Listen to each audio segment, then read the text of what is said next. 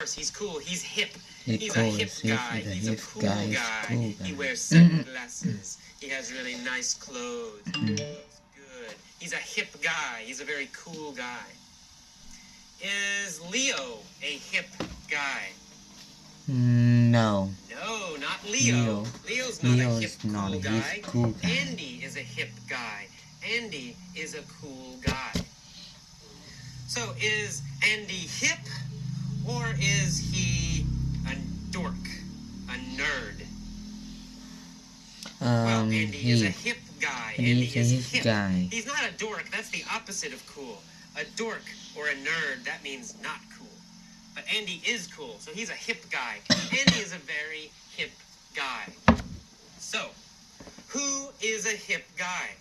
Andy is a hip guy. Andy is a hip guy. Andy is a very hip guy. Andy's a hip guy. He's also nomadic. Does Andy like to travel around a lot? Yes, that's exactly right. He's nomadic. He likes to move a lot. He's always moving from one place to another. He never stays in one place a long time. He's nomadic. Andy is very nomadic. He likes to move a lot. Is Leo nomadic? His friend Leo. Well, yeah, maybe. Yes, I think Leo probably is also nomadic. Right? Leo is traveling around a lot. Leo travels around a lot. So Leo is also nomadic. He also likes to move a lot. He likes to move around. Are Bedouins nomadic? Yeah, that's right. Remember in the vocabulary lesson, Bedouins, they're people in Arabia. They are nomadic. They move around a lot. They don't stay in one place. They're always moving. They are nomadic. So Andy is a hip guy. He's a cool guy. And he's nomadic. He likes to move a lot. He can never stay in one place. He loves to roam from country to country and place to place. Does he like to travel? Does he plan his travel a lot? Plan it carefully? No. No. He does not plan his traveling carefully. He likes to roam. It means he likes to travel without a plan. One day he thinks, I want to go to Mexico. So he goes to Mexico. And the next month he thinks, I want to go to Europe. So he goes to Europe. He's roaming. There's no plan, right? He doesn't have a definite plan. He's roaming. He likes to roam from country to country. Who loves to roam from country to country? Well, Andy likes to roam from country to country. Why does he like to roam? Well, he likes to roam because he's nomadic. He's a nomadic person. So he likes to roam, he likes to travel without a plan from place to place. He's always roaming the world, traveling the world. But every summer, he always stays in San Francisco. So the rest of the year, he's traveling. But in the summer, he always stays in San Francisco. When he's in the city, his favorite hangout is Cafe Trieste. Is Cafe Trieste his favorite place to meet people? Yes, Cafe Trieste is yes, that's right. Cafe Trieste is his favorite place to meet people. Is Cafe Trieste his favorite place to stay and relax? Yes, that's right. It's his favorite hangout. It's his favorite hangout, his favorite place to stay and relax and rest and meet people. It's his favorite hangout. Where is his favorite hangout? Cafe Trieste. His favorite hangout is Cafe Trieste in San Francisco. Is his favorite hangout very old? An old place?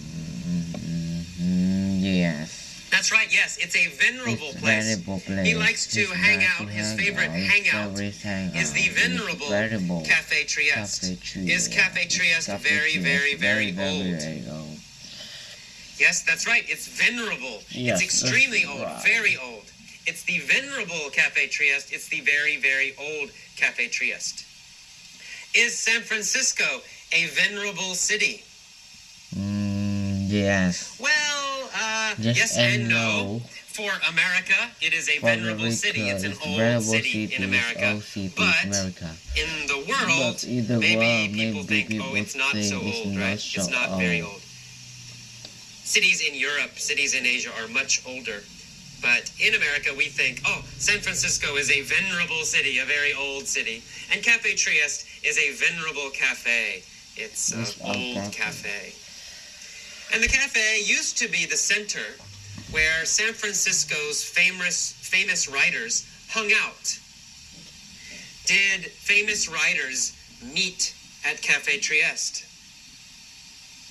Yes, they did. They hung out at Cafe Trieste. This is the past tense, using it as a verb. They hung out at Cafe Trieste. They met at Cafe Trieste. They stayed and relaxed at Cafe Trieste. They hung out at Cafe Trieste in the past. In the past, San Francisco's famous writers hung out at Cafe Trieste. Cafe Trieste was the epicenter of the San Francisco arts movement. Did the San Francisco arts movement start near Cafe Trieste? Yes, it did. That's right. That was the center. That was the most important place for the arts movement, the arts group. Was it the epicenter of an earthquake? No. No, it wasn't the center of an earthquake, right? Big earthquake, buildings falling down. No. The earthquake did not start there. What was it the epicenter of? Cafe Trieste was the epicenter of the San Francisco arts movement. It was the center. It's where it started. It's where most of the artists would meet. Cafe Trieste was the epicenter, the center, the starting point of the arts movement. Okay, so one day, Andy emerges from the cafe. Does he go into the cafe? No. No, he doesn't go in. He comes out of the cafe. He emerges from the cafe. He comes out of the cafe. He appears from the cafe, right? So he emerges from the cafe. He comes out of the cafe. Where does Andy emerge from?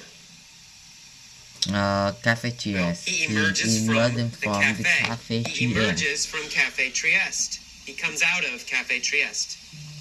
After he emerges from Cafe Trieste, what happens? No, he comes out of the cafe. Well, after he emerges, after he comes out, he crosses paths with an old friend named Leo. He meets an old friend named Leo. Leo says, I'm leaving San Francisco. I'm striking out on my own to see the world. Is Leo traveling alone? Exactly, yes. He's striking out on his own. He's traveling alone. He's traveling by himself. Is Leo striking out on his own to begin a business? No.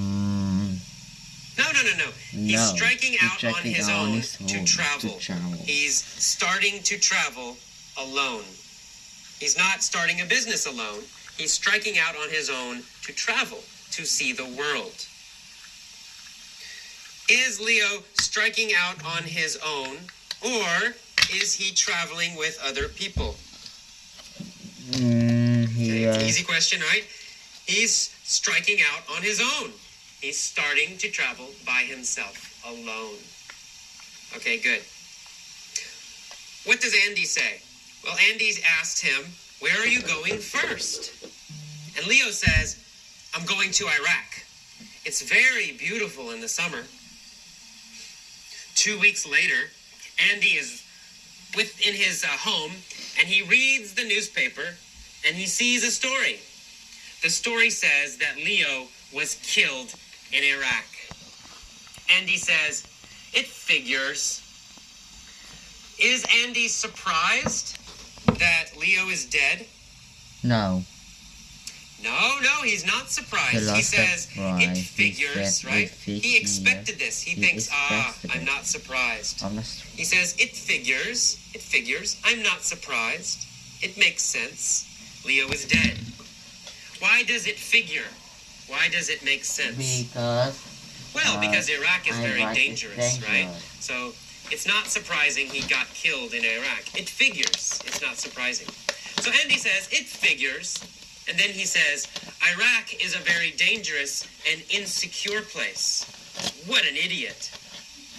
Is Iraq a safe place? A secure place? No. No, it's the opposite. It's a very insecure place. It's not safe. It's insecure. Does Iraq change a lot? Do a lot of things change very quickly in Iraq? Yeah, that's right. It's an insecure place, right? It's not stable. It's always changing.